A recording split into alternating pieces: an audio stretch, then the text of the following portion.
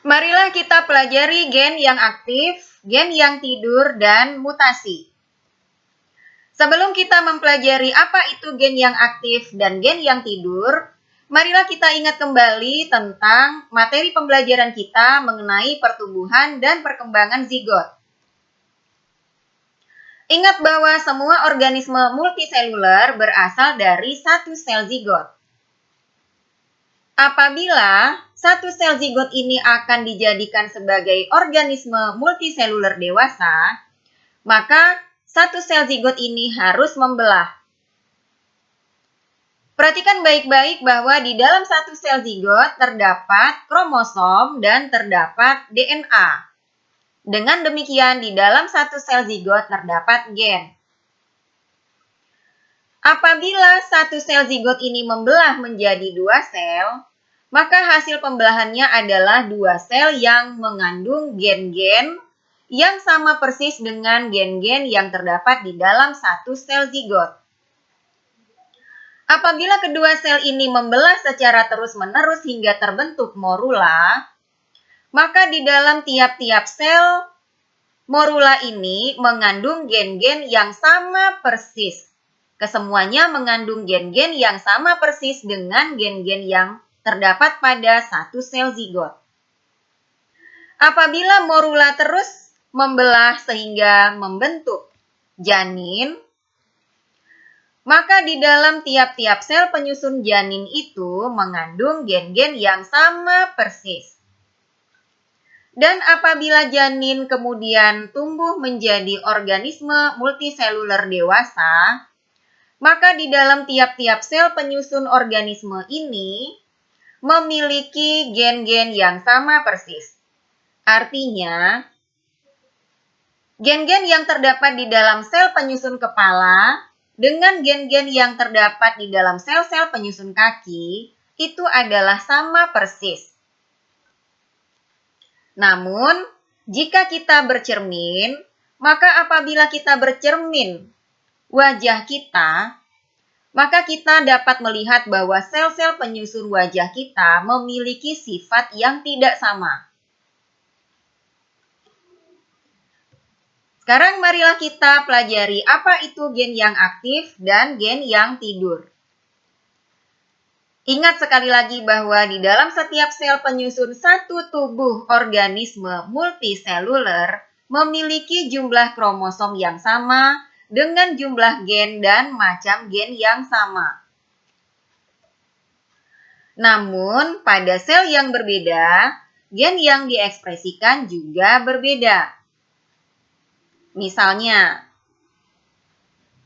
sel yang terdapat di atas mata dengan sel yang terdapat pada pipi memiliki gen yang sama. Namun, sel-sel di atas mata, gen pembentuk protein alis diekspresikan.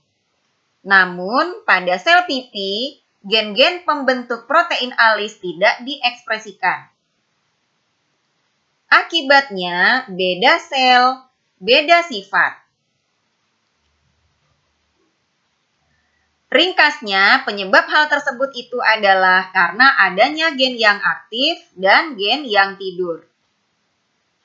Gen yang aktif adalah gen yang diekspresikan, yakni gen yang ditranskripsi dan ditranslasi di sel tersebut.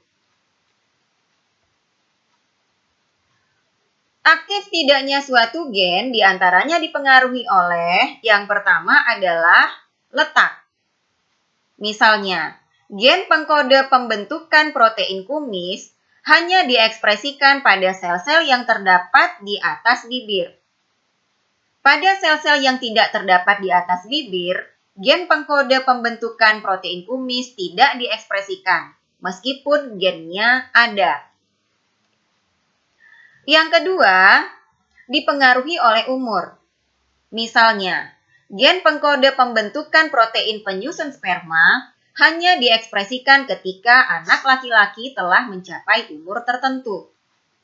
Tidak pernah kita mengenal ada bayi laki-laki yang sudah memiliki sperma. Yang ketiga, dipengaruhi oleh jenis kelamin.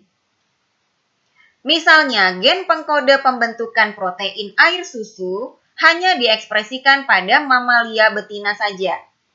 Meskipun mamalia jantan juga memiliki kelenjar susu atau kelenjar mamae. Selanjutnya kita akan mempelajari apa itu mutasi. Sebelum kita mempelajari apa itu mutasi, ingat kembali bahwa apabila DNA ditranskripsi, maka hasilnya adalah RNA. Dan apabila RNA itu ditranslasi, maka hasilnya adalah protein. Nah, sekarang perhatikan baik-baik bahwa mutasi merupakan perubahan susunan DNA. Apabila terjadi perubahan susunan DNA, maka akan menyebabkan terjadinya perubahan susunan kodon yang dibawa oleh mRNA. Perubahan kodon pada mRNA menyebabkan perubahan susunan dan jenis asam amino hasil penterjemahan. Dengan demikian, perubahan susunan dan macam asam amino menyebabkan perubahan protein. Perubahan protein menyebabkan perubahan sifat. Nah, dapat kita simpulkan bahwa jika mutasi itu adalah perubahan susunan DNA, dan perubahan susunan DNA itu menyebabkan perubahan sifat, maka mutasi dapat menyebabkan terjadinya perubahan sifat. Kembali lagi pada skema ini. Apabila DNA ini mengalami perubahan, maka hasil transkripsinya juga mengalami perubahan. Apabila hasil transkripsi ini mengalami perubahan, maka hasil translasinya juga berubah. Apabila protein hasil translasinya berubah, maka sifat juga berubah. Dengan demikian, mutasi menyebabkan perubahan sifat.